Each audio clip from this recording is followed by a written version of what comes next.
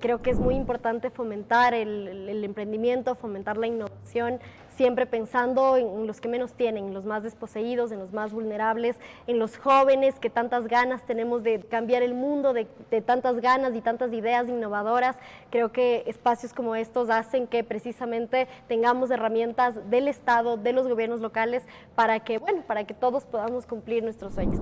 Este es un viaje por el emprendimiento, la innovación, la creatividad y el desarrollo productivo.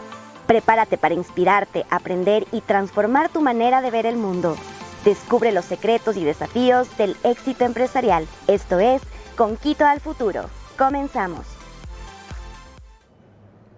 Amigos y amigas, bienvenidos, bienvenidas al segundo episodio de este podcast Con Quito al Futuro. Recuerden que lo pueden mirar a través de nuestro canal de YouTube y también lo pueden escuchar a través del Spotify de Radio Municipal. Hoy estamos acá desde el coworking de la Corporación de Promoción Económica Con Quito para traerles este nuevo episodio. Y tenemos una invitada muy especial, asambleísta, feminista, lideresa, socióloga, un montón de calificativos que vamos a conocer hoy. Está Jairén Noriega con nosotros. Jairén, muchísimas gracias. Bienvenida a este podcast Con Quito al Futuro. Hola Héctor, muchas gracias por la invitación. Un saludo a todos y a todas. Qué bueno, Jairén. Vamos a empezar con esta primera parte que nosotros le llamamos la historia detrás del éxito. Queremos un poco ahí ir contextualizando tu vida, ¿no? Que también el objetivo de este podcast es poder presentar ejemplos de vida que también sirvan para las personas que nos están viendo, que nos están escuchando. Tú eres una joven lideresa política que está ocupando un curul este momento en la Asamblea Nacional. Lo primero que te preguntaría, decimos que esta es una historia de éxito. ¿Te consideras ahorita una persona exitosa? Uy, la verdad es que es una pregunta complicada. Yo no calificaría como exitoso, porque la verdad es que, bueno, no lo sé. En todo caso, sí me considero una persona muy afortunada y sobre todo me considero una persona que está acá gracias a las oportunidades que tuvo. Creo que el éxito individual no existe. Creo que finalmente somos el resultado de un montón de factores, de condiciones sociales, estructurales, que hacen posible o no que una persona pueda cumplir sus sueños. Y yo creo que hacia allá tenemos que apostar. En mi caso, te digo, para mí, la educación pública cumplió un rol fundamental. Yo vengo de una familia trabajadora, de una familia que cuando yo estaba terminando el colegio y ya teníamos que, elegir un poco o mirar más bien qué opciones había en términos universitarios, mi mamá me decía, bueno, yo no tengo para pagar una universidad privada, digamos, estamos hablando de 30,000, 40,000, 50,000 dólares que mi familia en ese momento no tenía. Yo toda la vida me eduqué en una escuela pública, en un colegio público, estudié en el colegio Benalcázar, que también, esa era una gran oportunidad, porque, en un colegio, es uno de los colegios más reconocidos de la capital por su calidad. Yo también estudié ahí, pero 20 años antes que tú. Algunos. Sí. Y en ese caso, claro, nosotros dijimos, voy a ir a la universidad pública, y tuve esa oportunidad que ahora mismo muchos jóvenes no tienen, están quedando por fuera de las aulas universitarias, y de no ser por la educación pública, por la universidad pública en particular, seguramente yo no estuviera conversando aquí contigo. Entonces, creo que es importante que cuando hablemos de éxito también miremos un poco cuáles son las condiciones que hacen posible que las personas puedan cumplir sus sueños, y por lo general son condiciones sociales, a menos de que nazcas de una familia muy adinerada, un poco tu vida está garantizada, pero si no es así, entonces, claro, tiene que ver mucho con tu esfuerzo personal, por supuesto, pero en gran parte también es cómo la sociedad te apoya, te cubre, cómo el Estado te garantiza salud, educación, ciertos derechos mínimos, claro, para que tú puedas realizar tus proyectos de vida. Y para que pueda haber una equidad en esas oportunidades que tú mencionas. Ahora, ¿cómo tú vas generando este camino? ¿En qué momento tú dijiste, estudiaste sociología? ¿En qué momento tú dijiste, me voy a dedicar al activismo, me voy a dedicar a la política? Fuiste también una dirigente estudiantil, hay una anécdota ahí en el colegio Benalcázar, ¿no es cierto? ¿En qué momento tú dijiste, me voy por este camino? nunca fue como una decisión así como de voy a hacer esto, creo que más bien fue un camino que fue, sí, que se hizo al andar. Yo tuve la oportunidad de ser presidenta de mi colegio, del Colegio Benalcázar, y siempre tuve claro un poco que había ciertas cosas que no estaban bien, ¿no? Al venir, como te digo, de una familia de clase trabajadora, sé lo que es que la familia, que mi mamá, por ejemplo, sufra cada fin de mes porque no tenía para pagar el arriendo. O sea, realmente, digamos, y yo sabía que eso era muy injusto. Y no te digo, yo a los 10 años, a los 11 años, ya cuando un niño se da cuenta de estas cosas, de estas carencias que hay en el hogar, que haya navidades donde posiblemente no ibas a tener el juguete que tú deseabas porque finalmente tu familia, por más que trabajara y por más que se esforzaba, no lo lograba. Entonces eso a mí me parecía súper injusto. En ese momento, cuando era niña, obviamente no lo podía catalogar como, no sé, injusticia social o este tipo de conceptos que luego ya fueron viniendo, digamos, a mi vida con el activismo, con la militancia, pero sí yo reconocía desde mi propia experiencia personal, experiencia de mis amigos en el colegio, en la universidad, que era gente que no tenía muchos recursos y que a pesar de eso se esforzaban y a pesar de ese esfuerzo no se lograba. Y luego, bueno, en el colegio creo que la defensa de la educación pública para mí era una cosa que se fue convirtiendo como en un eje de mi militancia política. Luego en la universidad creo que algo que a mí me marcó, y no solamente a mí, sino yo diría a toda mi generación, fue como vimos cuando se empezaron a desfinanciar las universidades. Esto fue más o menos en el año 2019. De hecho, los estudiantes universitarios fuimos los primeros que salimos a manifestarnos por los recortes que se estaban generando a nivel de salud, a nivel de educación, porque claro, nosotros decíamos, bueno, si tal vez nosotros llevamos de salida, pero si no paramos este recorte de presupuesto a las universidades, tal vez nuestros hermanos, nuestros sobrinos no puedan ingresar a las universidades. Entonces, es darte cuenta también desde tu propia historia de vida un poco cómo el mundo es injusto, ¿no? Claro. Como el mundo es injusto, tienes dos opciones. O te quedas contemplando y llorando ese mundo injusto y sufriendo ese mundo injusto, o puedes también tomar otro camino, que es el camino de la organización, que es el camino de la militancia, que es el camino con el que se puede transformar el mundo. De hecho, participar. ¿No? Y ahí te cuento una anécdota. Yo, bueno, el director ahora de esta institución, Gonzalo, yo lo conocí precisamente en ese camino. Él era dirigente estudiantil en el colegio Montúfar y yo era dirigente estudiantil en el colegio Benalcázar. De eso ya han pasado algunos años. Y en efecto, claro, nos encontramos en la lucha en las calles para defender los presupuestos para la educación y bueno, acá estamos.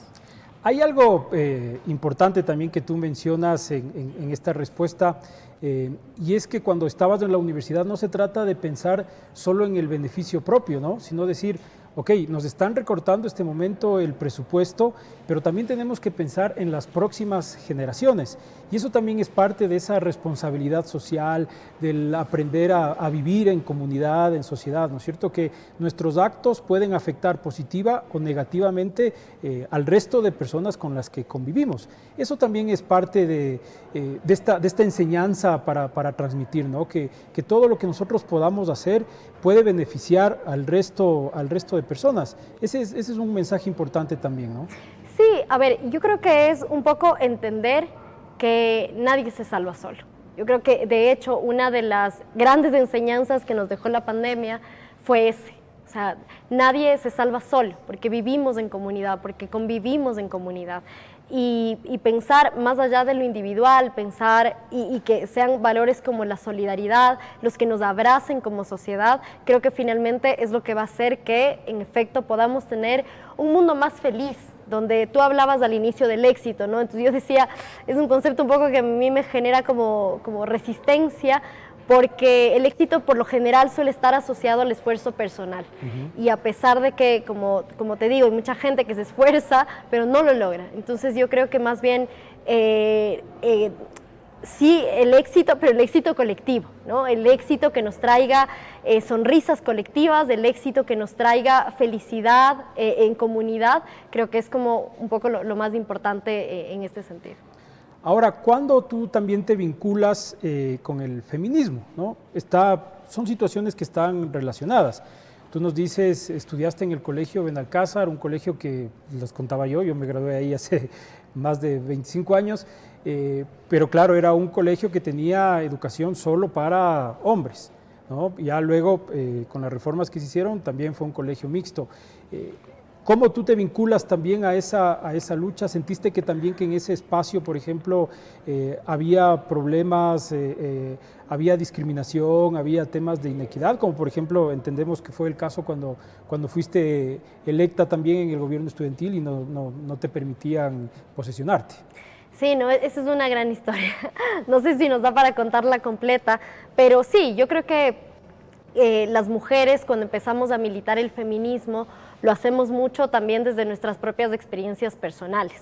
Entonces, claro, yo tenía, no sé, 17, 18 años y me fui involucrando un poco porque veía, no sé, que había, no sé, marchas, que había, no sé, una movida, sobre todo en redes sociales, denunciando esto que claro, uno dice, mira, esto estaba mal, esto que a mí me hacía sentir incómoda, o este acoso, o esta violencia, hay que empezar a nombrarla. Y yo creo que esa es la potencia del feminismo, y es que nos permite conectar con otras mujeres en otras latitudes, porque te sientes identificada en sus historias, aunque no las conozcas, aunque no sepas quiénes son, pero si una mujer está denunciando violencia, sabes que también a ti te ha pasado tal vez más de una vez. Entonces creo que de ahí la potencia del feminismo. Luego durante la universidad también, junto con muchos compañeros y compañeras, luchamos muchísimo en contra del acoso universitario, la violencia. De hecho, las noticias que han salido últimamente son terribles, o sea, la violencia en contra de nuestros niños, niñas, adolescentes, la violencia contra las jóvenes en las aulas universitarias, el abuso de poder por parte de docentes, por parte de rectores, por parte de, digamos, toda una serie de actores, ¿no es cierto?, que terminan expresando lo más cruel del patriarcado. Era algo con lo que nosotras también luchábamos. Entonces, sí, digamos, el feminismo en este punto de mi vida, yo te diría que es casi que mi identidad política, o que convive con otras identidades políticas, con mi identidad política de izquierda, pero es para mí una identidad política transversal a todo lo que yo hago, e intento también en mi vida como tener presente estos valores del feminismo, que además no tiene que ver solamente con el respeto a los derechos de las mujeres. Nosotras cuando decimos queremos una sociedad más justa, más equitativa, estamos hablando en sí mismo, claro, de una sociedad más feliz, más digna para todos y para todas. Claro. Y esto es un mensaje que ya varias feministas lo han dicho con mucha más lucidez de lo que yo voy a decir en este momento, pero nosotras vemos al feminismo también como una herramienta que ayuda a que los hombres puedan tener una vida un poco más libre, porque el patriarcado, si bien a nosotras nos mata, a ustedes también de una u otra forma coarta sus derechos. Claro. Es decir, el que ustedes no puedan, porque socialmente no se ve bien, porque hay un mandato de masculinidad que ustedes los hombres tienen que cumplir, entonces no puedes llorar. Entonces si eres un hombre que no es exitoso en su trabajo, que por ende no es un ser proveedor en los términos del patriarcado, entonces se vuelve también en problemas de salud mental, en claro, índices altísimos de suicidio, porque desde chiquitos les dijeron levántate, o sea, es como, mijito, usted es varón, claro, usted no puede llorar. No puede llorar. Y eso genera, digamos, una serie de dificultades al momento de poder tener plenitud en la vida. Entonces, la equidad de género, buscar igualdad, también es buscar que hombres y mujeres podamos convivir y que tengamos vidas un poco más dignas. Esto nos da paso para hablar del siguiente segmento. Nosotros lo llamamos Un Camino que Inspira. ¿Tú crees que estás inspirando en este camino por la política, por el activismo? Uy, la verdad, es una pregunta difícil, porque luego es como complicado hablar en primera persona de uno mismo. Pero es un poco la razón de ser también de esto que tú mencionabas, ¿no es cierto? O sea, el tema de reunirte con más gente y defender los derechos de la educación pública, los derechos de las mujeres. O sea, también es inspirar al resto para que se sume, ¿no? Sí, yo esperaría, la verdad es que cuando yo entré a hacer política, y ya sobre todo en la política institucional, que tiene unos costos altísimos, costos a nivel personal, costos a nivel familiar. Yo sabía que no iba a salir intacta y además esa nunca fue como mi mayor preocupación, porque uno entra a hacer política y al ser la política un mundo tan lleno de estigma y tan lleno de, digamos, de cosas que no están bien, ¿no? A veces la política también se ve manchada de corrupción, la política también se ve manchada de lo peor de la sociedad, y en ese sentido entrar a disputar en una cancha que puede estar tan sucia, entonces es un riesgo.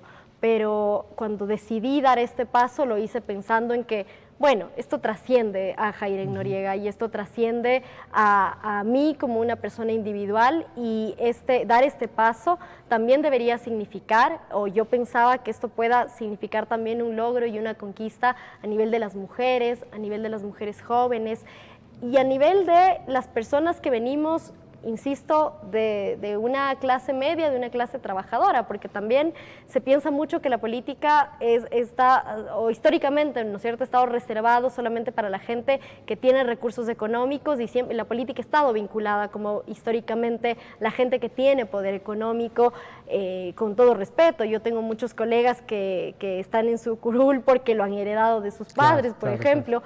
Yo personalmente no tengo ningún apellido, no tengo mayor capital económico, y yo creo que eso también hay que reivindicarlo en la política. No sé si estoy inspirando, no es mi meta.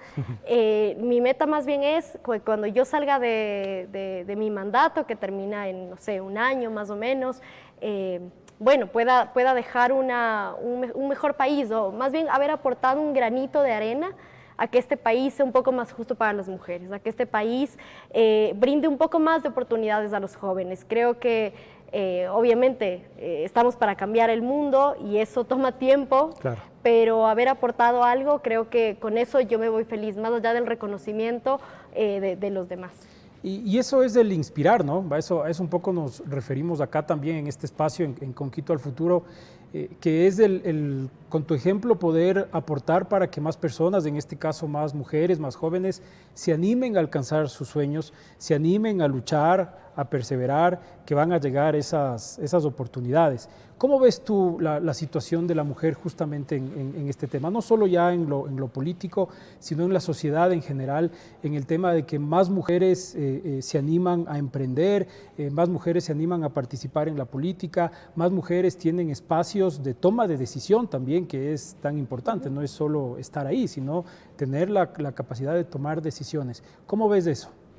No, a mí me parece maravilloso. O sea, esto hasta hace unos años, del que nosotras las mujeres tengamos la posibilidad, ¿no es cierto?, de tomar decisiones, de estar en la mesa donde se toman las decisiones, era algo que no sucedía. Y esto, claro, no es mérito mío, ni de mis compañeras solamente, sino sobre todo es gracias a unas mujeres súper poderosas, súper valientes, que se fajaron y dijeron, bueno, yo voy a ser la primera mujer en graduarse de médico en este país, o yo voy a ser la primera mujer en votar en este país. Y claro, tal vez en ese momento ellas no pensaron que iban a cambiar la historia y la iban a cambiar para siempre.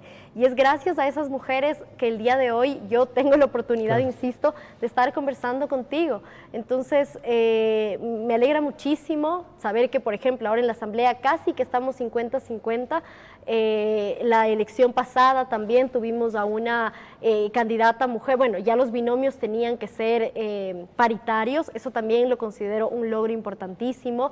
Casi que tenemos una mujer presidenta también, y eso es algo que va transformando de forma súper potente los imaginarios, sobre todo de las niñas, ¿no? El que vean a una mujer, independientemente, no voy a nombrar ni voy a decir ningún partido, pero el que vean a una mujer en televisión, ¿no es cierto?, como candidata a la presidencia, y ya no solamente en estas tareas, en estos trabajos que históricamente han sido como feminizados, y que vean mujeres que son bomberos, mujeres que van al espacio, claro, mujeres que están haciendo historia, mujeres científicas, mujeres que tienen un PhD en matemáticas. O sea, es claro, como te abre de empresas, de grandes empresas. Claro. Es una cosa maravillosa. Ahora mismo, por ejemplo, que la secretaria de Seguridad de Quito, ¿no?, la seguridad, que siempre se piensa que, bueno, claro, que son los hombres los que tienen que estar ahí, más fuertes, porque las mujeres somos como muy débiles para eso, y tener una secretaria de seguridad que, bueno, que esté ahí como comandando la cosa, para mí es un tema que me llena de orgullo,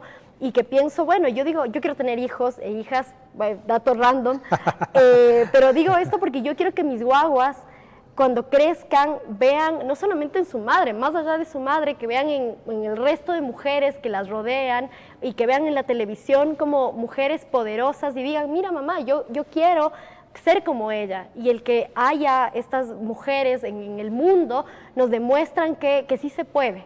Insisto, si bien hay un tema de un deseo personal, también hay que garantizar que las mujeres puedan. Y yo creo que ahí, por ejemplo, Conquito hace un trabajo importantísimo, porque las mujeres, si revisamos los datos, por ejemplo, tenemos menos acceso a la tierra, ¿no? La tierra mayoritariamente está concentrada en manos de los hombres.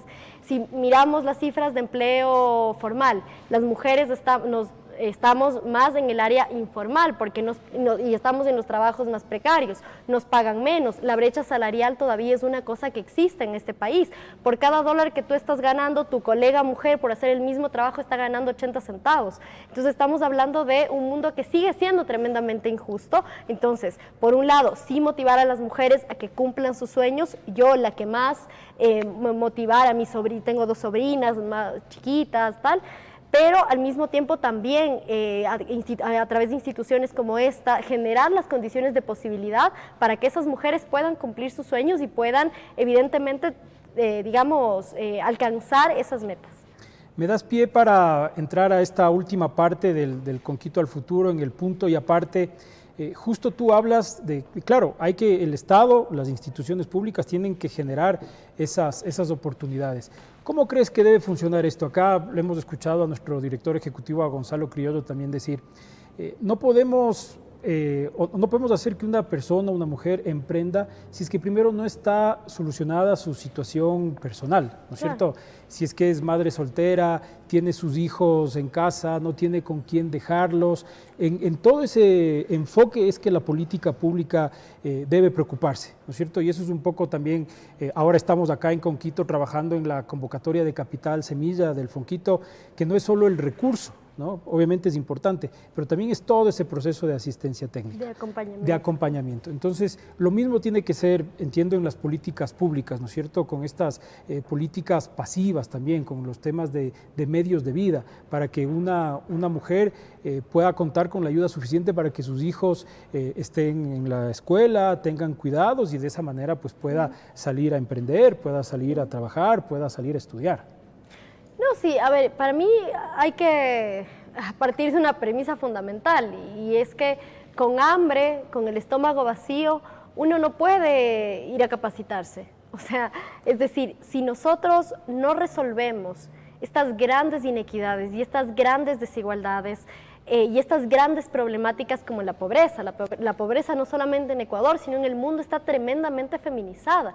¿Qué quiere decir eso? Que entre los pobres, las más pobres son las mujeres y están más empobrecidas, entre otras cosas, porque a nosotras históricamente nos han encargado, no porque nosotras hayamos deseado o querido, más allá de que en muchos casos sí lo es, pero nos han encargado que nosotras exclusivamente tengamos que cargar sobre nuestros hombros los trabajos de cuidado.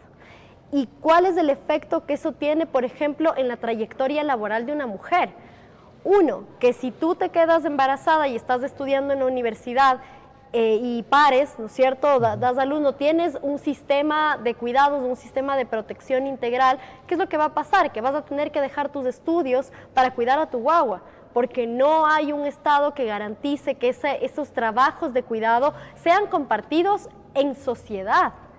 Tenemos también en este país la tasa de hogares monoparentales encabezados por mujeres es altísimo.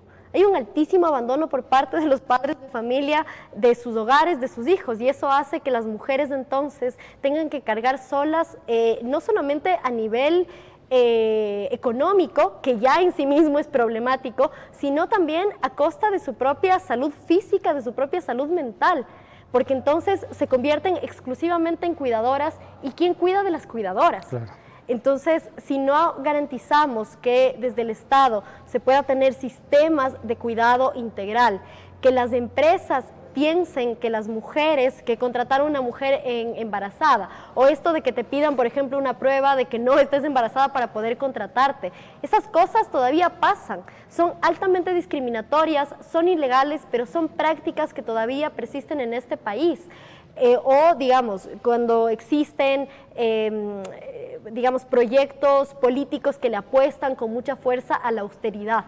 ¿Qué significa la austeridad? Básicamente, que te van a sacar la educación pública, que te van a sacar la salud pública, que te van a sacar la guardería que cuidaba de tu hijo mientras tú tenías que ir a trabajar. Entonces, como ya no tienes dónde dejar a tu hijo, entonces, ¿qué va a pasar? Te toca trabajar menos horas, por un menor salario, y eso hace que la vida de las mujeres cada vez sean vidas más empobrecidas, más precarias. Entonces, cuando pensamos en el mundo del emprendimiento, cuando pensamos en el mundo del trabajo, tenemos que hacerlo con perspectiva de género, porque si no lo hacemos, vamos a dejar a la mitad de la población, porque ojo que a veces se piensa que las agendas de género o los derechos de las mujeres es una cosa como marginal, ¿no? Como que no nos compete. O que discrimina también. Sí, como que no nos compete como sociedad. Pero ojo, estamos hablando de las condiciones de vida de más del 50% de la población. O sea, no es una tontería ni es un invento de las feministas. O sea, tenemos que empezar a hacer política pública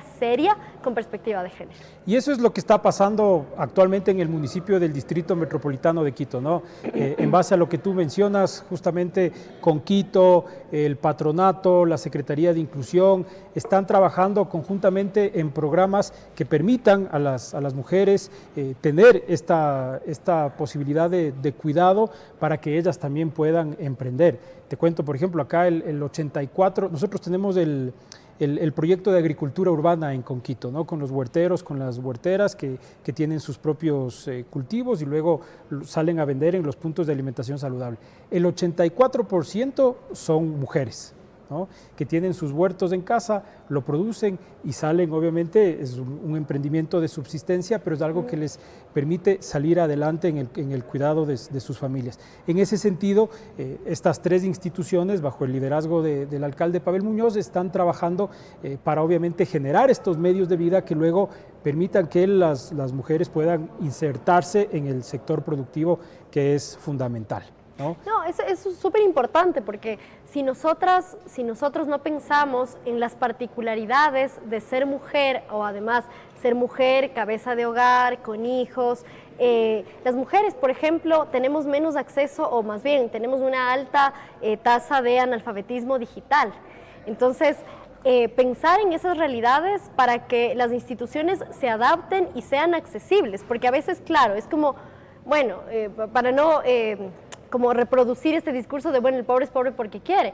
No, tal vez esa mujer sí se quiere inscribir en esa plataforma de emprendimiento, pero no sabe cómo, porque no puede manejar una computadora, porque esos medios le han sido privados de su vida. Entonces, si no pensamos con perspectiva de género, pero también desde una perspectiva de clase, es decir, la lucha feminista y la lucha por la igualdad de género también tiene que estar atravesado por la clase, porque no es lo mismo, ¿no es cierto?, hablar de las condiciones de vida de una mujer, ¿no es cierto?, que ha tenido la oportunidad de ir a la universidad. Tal vez ella se va a encontrar con un fenómeno que sí sucede y son los techos de cristal, ¿no? Es decir, que en su carrera, en su trayectoria como empresaria, ¿no es cierto?, va a llegar a un punto, pero no va a poder ser la gerenta, porque bueno, eso no es posible porque está reservado para los hombres.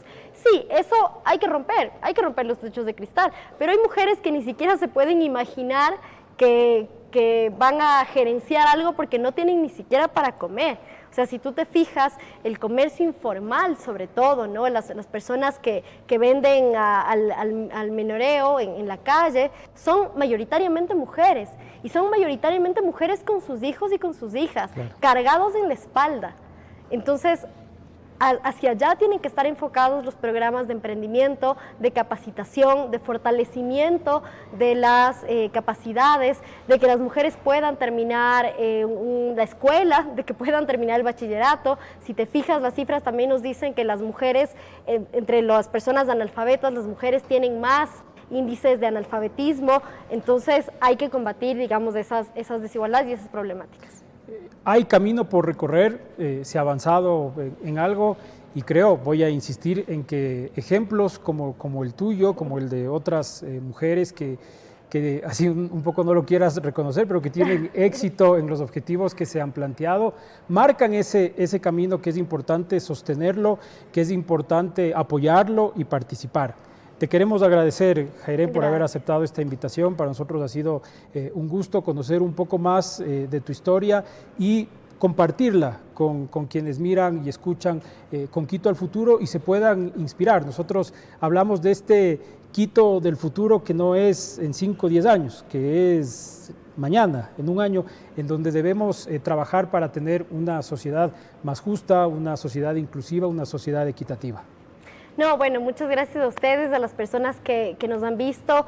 Sigan trabajando, creo que es muy importante fomentar el emprendimiento, fomentar la innovación, siempre pensando en los que menos tienen, en los más desposeídos, en los más vulnerables, en los jóvenes que tantas ganas tenemos de cambiar el mundo, de tantas ganas y tantas ideas innovadoras.